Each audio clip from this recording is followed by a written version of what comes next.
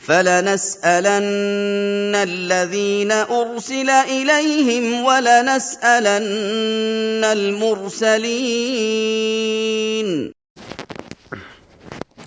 الحمد لله نحمده ونستعينه ونستغفره ونعوذ بالله من شرور أنفسنا وسيئات أعمالنا من يهده الله فلا مضل له ومن يضلل فلا هادي له وأشهد أن لا إله إلا الله وحده لا شريك له وأشهد أن محمدا عبده ورسوله أما بعد فإن أحسن الحديث كتاب الله وأحسن الهدي هدي محمد صلى الله عليه وسلم وشر الأمور محدثاتها وكل محدثة بدعة وكل بدعة ضلالة وكل ضلالة في النار. نعم. Ceci est le quatrième hadith de notre deuxième partie de la série des hadiths faibles sur le Ramadan et la cause de leur faiblesse. نعم. عن النبي صلى الله عليه وسلم قال: إن أمتي لن تخزى ما أقاموا صيام رمضان. قيل يا رسول الله وما خزيهم في إضاعة شهر رمضان؟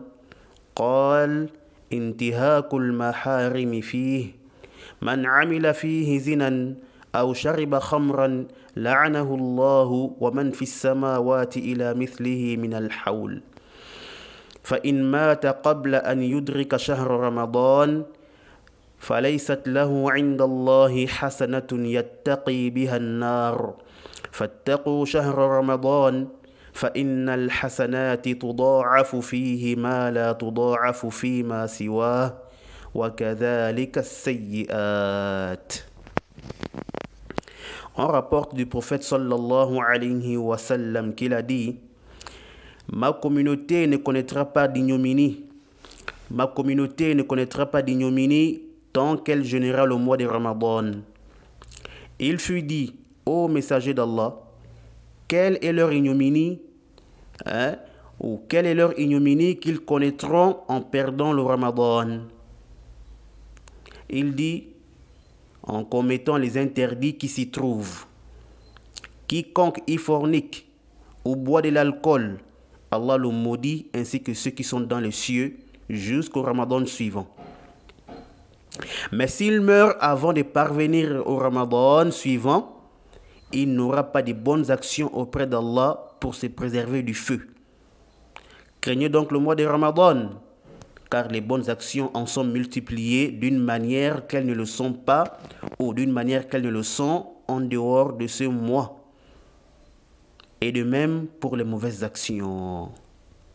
Naam. Ce hadith a été rapporté par At-Tabarani dans Al-Mu'jam Al-Awsat, le numéro 4827, et dans Al-Mu'jam Al-Saghir, le numéro 697. Et ça a été rapporté par autre que lui. Naam. Quelle est la cause de la faiblesse du hadith? طيب. Premièrement, on a Ahmad ibn Abi Taybah. Ahmad ibn Abi Taybah. Il y a divergence sur lui, sur son cas. Mais ce qui est juste, c'est qu'il est saduq. Naam, il est saduq. Sauf qu'il s'isolait avec beaucoup de rapportages, des choses étranges. Naam. Et ceci fait partie des hadiths avec lesquels il s'est isolé. Or, il n'est pas des rapporteurs dont on accepte le rapportage de manière isolée. Voyez-vous.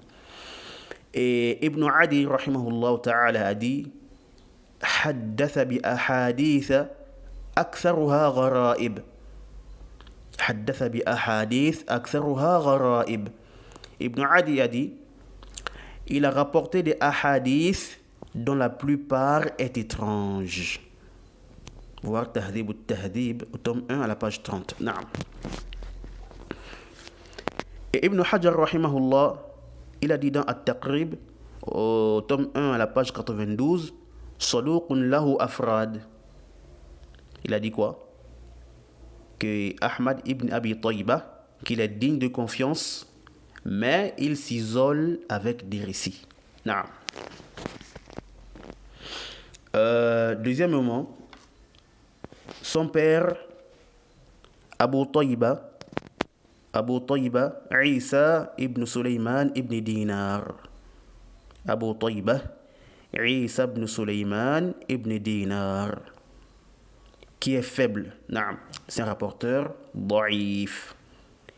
Et Al-Dhahabi rahmatullahi ta'ala alayhi a dit dans Lisan al-Mizan, au tome 6 à la page 264, il a dit Da'afahu ibn Ma'in.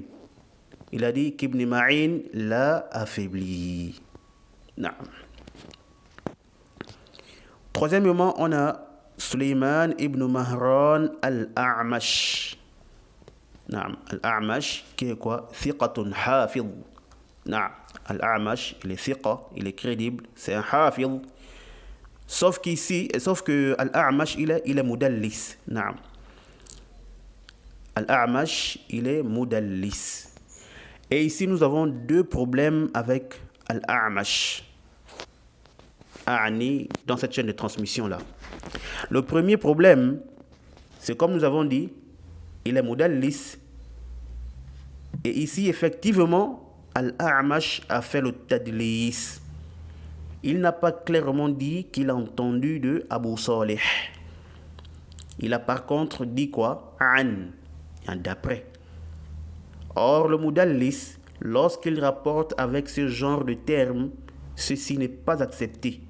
Il faudrait qu'il dise clairement qu'il a entendu de celui qu'il rapporte. La Bouddha an yusarriha bis-sama'. Naam. Et le deuxième problème avec Al-A'mash, c'est quoi? C'est que Al-A'mash rapporte ici de qui? Abu Salih. Naam. Mais est-ce que Al-A'mash a vraiment entendu ou est-ce qu'il a vraiment pris des ahadiths de Abu Salih? Est-ce que Al-A'mash a entendu ou est-ce qu'il a pris des hadiths qu'il rapporte d'Abu Salih? C'est ça la question. Naam. Alors, écoutons la réponse de Abu Hatim al-Razi rahmatullahi ta'ala alayhi dans le Tuhfat al-Tahsil de Abu Zur'at al-Iraqi rahimahullah ta'ala. Il a dit dans le tome 1 à la page 168, il a dit وقال أبو حاتم لم يسمع من أبي صالح مولى أم هانئ قيل له إن ابن أبي طيبة يحدث عن الأعمش عن أبي صالح مولى أم هانئ فقال هذا مدلس عن الكلبي. نعم. Abu Zur'at al-Iraqi, il dit, Abu Hatim a dit, Al-A'mash n'a pas entendu de Abu Salih, le serviteur de Hani, radiyallahu ta'ala anha. On lui dit, Ibn Abi Tayba rapporte d'après Al-A'mash, d'après Abu Salih, le serviteur de Hani. Il dit alors, celui-ci est un mudallis. Celui-ci est un mudallis. Il fait le tadlis d'Al-Kalbi. Yani Muhammad ibn Sa'ib Al-Kalbi, qui est un menteur, un rapporteur délaissé par unanimité. Naam. Comme on dit Abu Hatim et As-Saji. Et d'ailleurs, certains ont même fait son takfir. Vous voyez qu'il est mécréant. C'était un rafidi. Il faisait partie des adeptes de Abdullah ibn Saba. Oui. Non. Donc ici, là, on voit déjà qu'il y a une coupure entre Al-A'mash et Abu Salih. Et que l'intermédiaire qui est entre eux, c'est Al-Kalbi, un narrateur délaissé. Voyez-vous. C'est pourquoi Abdurrahman ibn Abi Hatim, il a dit dans ses Ilal, au tome 3, à la page 175, lorsqu'il a interrogé son père au sujet de ce hadith-là, il a dit quoi? Il a dit فَسَمِعْتُ أَبِي يَقُولُ هَذَا حَدِيثٌ موضوع عندي هذا حديث موضوع عندي يشبه أن يكون من حديث الكلب. Abdurrahman ibn Abi Hatim, il dit quoi? Il dit, j'ai entendu mon père dire, il a entendu son père, Abu Hatim, que ceci est un hadith inventé pour moi. Ça ressemble au hadith d'Al-Kalbi. Voyez-vous. Et ici, là, la chaîne de transmission mentionnée dans le Tuhfat al-Tahsil est la même qu'on a ici. Sauf qu'ici, là, Ibn Abi Tayba rapporte d'abord de son père, Abu Tayba, d'après Al-A'mash, d'après Abu Salih, d'après Hani, radiallahu ta'ala anha, d'après le prophète sallallahu alayhi wa sallam. Voyez-vous? Donc ici, Al-A'mash, il savait que Al-Kalbi a pris ce hadith-là de qui? De son cheikh Abu Salih. Voyez-vous? Raison pour laquelle il a fait quoi? Il a supprimé Al-Kalbi et a fait le tadlis. Vu qu'il connaît, n'est-ce pas, l'état d'Al-Kalbi. Donc il a directement dit d'après Abu Salih. Or lui, Al-A'mash, il n'a pas entendu d'Abu Salih. Donc il y a quoi? Une coupure, al-inqita' entre les deux. Wadih. طيب. Quatrièmement, nous avons lui-même Abu Salih, comme on le surnomme, le compagnon d'Al-Kalbi, Muhammad ibn Sa'ib. Et Abu Salih, il est quoi? Da'ifun jiddan et mudallis. Il est très faible et il fait aussi le tadlis. Et il est aussi accusé de mensonge. Voyez-vous. Et on trouve même certains de ces propos rapportés par son compagnon Al-Kalbi, dans lesquels il reconnaît, Abu Salih, il reconnaît quoi? Avoir menti. Voyez-vous. Et la plupart même de ces rapportages, c'est quoi? C'est dans le tafsir. Et même dans ça aussi, il y a des problèmes. Voyez-vous. Certains l'ont même délaissé, tels que Abdurrahman ibn Mahdi et Al-Jawzaqani et autres que, voyez-vous. Donc ça, c'est un résumé sur Abu Salih. Cinquièmement, nous avons ici At-Tabarani dans Al-Mu'jam al-Saghir. Après qu'il ait mentionné ce hadith-là, il a dit quoi? Il a dit Lam yarwihi anil a'mash illa Abu Taybah wa la anhu illa ibnuhu wa an ummi Hani illa bihadha al-isnad tafarrada bihi Ammar ibn Raja. At-Tabarani rahmatullahi ta'ala alayhi, il a dit personne n'a rapporté ce hadith d'après Al-A'mash si ce n'est Abu Taybah. Bon, ici là, dans l'édition que moi j'ai, c'est écrit Ibn Abi Taybah. Alors que ceci est une erreur, voyez-vous. Car c'est le père qui rapporte d'Al-A'mash. Voyez, c'est le père qui rapporte d'après Al-A'mash et non le fils, voyez-vous. C'est même pourquoi At-Tabarani dit quoi? Il dit, et personne ne l'a rapporté aussi de lui, si ce n'est que son fils. C'est-à-dire que le fils de Abu Tayba, qui est Ahmad ibn Abi Tayba. C'est clair? Il dit, et on ne rapporte ce hadith d'après Hani, que par cette chaîne de transmission.